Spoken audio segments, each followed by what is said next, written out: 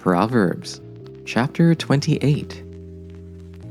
The wicked flee when no one is pursuing them, but the righteous are as bold as a lion. When a land is in rebellion, it has many rulers, but with a discerning and knowledgeable person it endures. A destitute leader who oppresses the poor is like a driving rain that leaves no food. Those who reject the law praise the wicked, but those who keep the law pit themselves against them. The evil do not understand justice, but those who seek the Lord understand everything. Better the poor person who lives with integrity than the rich who distorts right and wrong. A discerning son keeps the law, but a companion of gluttons humiliates his father.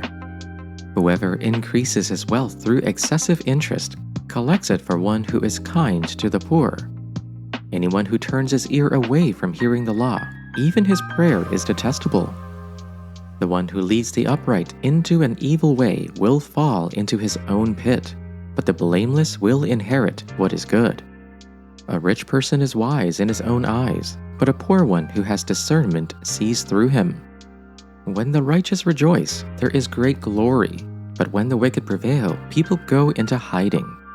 No one who conceals transgressions will prosper, but the one who confesses and forsakes them will obtain mercy. Happy is the one who is never without fear, but one who is hard-hearted will fall into calamity. Like a roaring lion or a charging bear is a wicked ruler over a poor people. A ruler who lacks understanding is a cruel oppressor, but one who hates unjust gain will enjoy a long life. If someone is burdened with the blood of another, let that killer be a fugitive until death. Let no one offer assistance.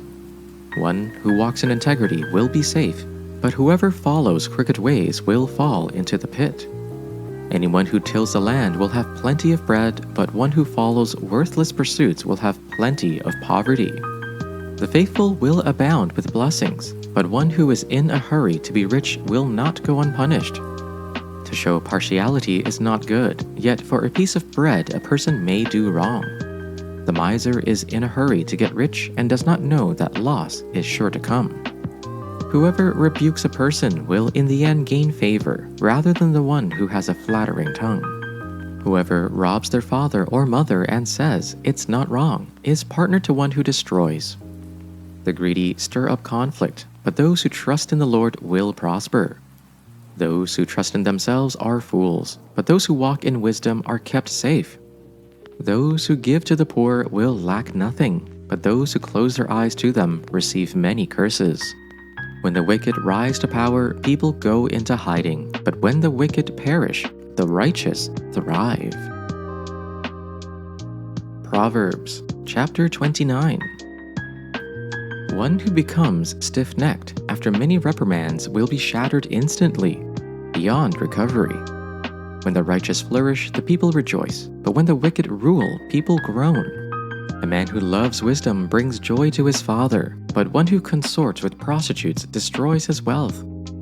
By justice, a king brings stability to a land, but a person who demands contributions demolishes it.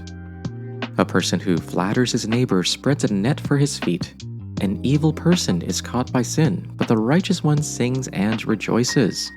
The righteous person knows the rights of the poor, but the wicked one does not understand these concerns. Mockers inflame a city, but the wise turn away anger. If a wise person goes to court with a fool, there will be ranting and raving, but no resolution. Bloodthirsty men hate an honest person, but the upright care about him. A fool gives full vent to his anger, but a wise person holds it in check. If a ruler listens to falsehood, all his officials will be wicked. The poor and the oppressor have this in common: the Lord gives light to the eyes of both. If a king judges the poor with equity, his throne will be established forever. A rod and reproof give wisdom, but a mother is disgraced by a neglected child. When the wicked are in authority, transgression increases, but the righteous will look upon their downfall. Discipline your children, and they will give you rest. They will give delight to your heart. Where there is no prophecy, the people cast off restraint, but happy are those who keep the law. By mere words, slaves are not disciplined, for though they understand, they will not give heed. Do you see someone who is hasty in speech? There is more hope for a fool than anyone like that. A slave pampered from childhood will come to a bad end. An angry person stirs up conflict, and a hot-tempered person commits many sins. Pride brings a person low, but the lowly in spirit gain honor. The accomplices of thieves are their own enemies. They are put under oath and dare not testify. Fear of man will prove to be a snare, but whoever trusts in the Lord is kept safe. Many seek an audience with a ruler, but it is from the Lord that one gets justice. The righteous detest the dishonest, the wicked detests the upright.